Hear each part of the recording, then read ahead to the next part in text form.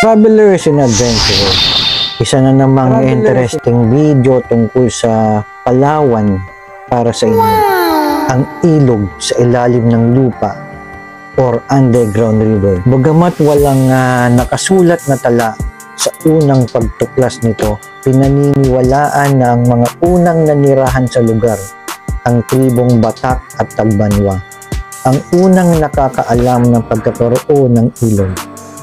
Gayunpaman, ang kanilang takot sa espiritu na pinaniniwalaang naninirahan sa kuweba ay pumigil sa kanila na galugarin ang loob nito. Ang pinakamaagang nakasulat na pagbanggit sa underground river ay noong 1887 mula kay Dean C. Worcester. Siya ay isang assistant professor ng zoology sa University of Michigan na naging Secretary of Interior sa mga unang taon ng pananakop ng Amerika sa Pilipinas. Maaring habang naglakbay siya sa Palawan, nagsulat siya tungkol dito. At ayon sa mga eksperto, ang sistema ng kuweba mismo ay tinatayang nasa pagitan ng 16 to 20 milyon taong gulang at nabuo sa pamamagitan ng proseso ng karst formation, kung saan ang tubig ulan ay natutunaw nito ang mga limestone formation. Sa paglipas ng panahon, lumilikha ito ng mga komplikadong kuweba at ilog sa ilalim ng lupa. Ang prosesong geological nito ay nagresulta sa mga kamangha-manghang mga formasyon na matatagpuan sa loob ng kuweba, kabilang ang mga stalactites, stalagmites, at mga kumikinang na kristal. Sa modernong panahon, ang Puerto Princesa Underground River ay naging isang tanyag na destinasyon ng mga turista na umakit ng mga bisita mula sa iba't ibang panig ng mundo. Ang parke ay itinatag noong 1971 at pinamahalaan ng City Government of Puerto Princesa mula noong 1992.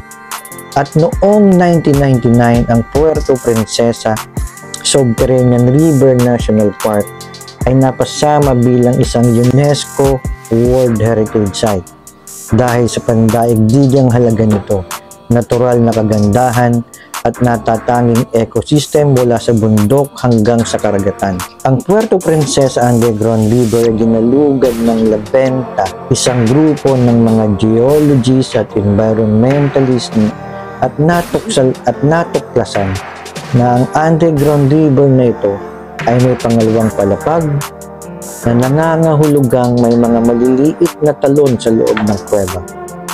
Natagpuan din nila ang isang malaking dome ng kuweba na sumusukat ng 300 metro. Mga hindi kapanipaniwalang mga formasyon ng bato, libingan ng paniki, isang malalim na butas ng tubig sa ilog, at mas maraming channel ng ilog.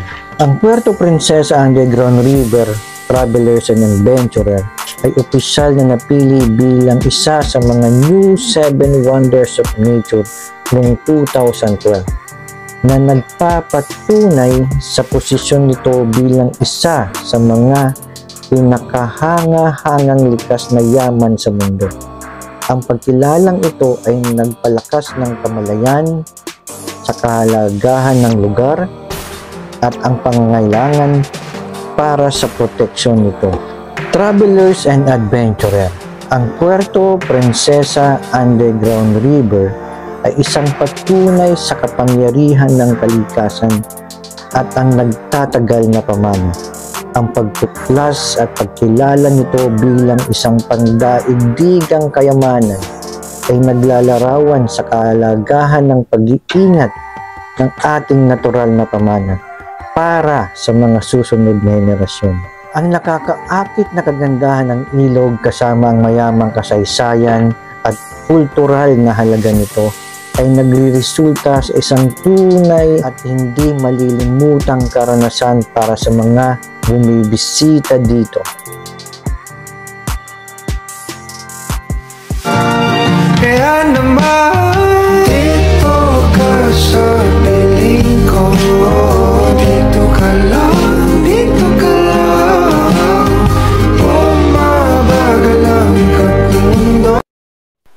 Thank you all for watching this here video.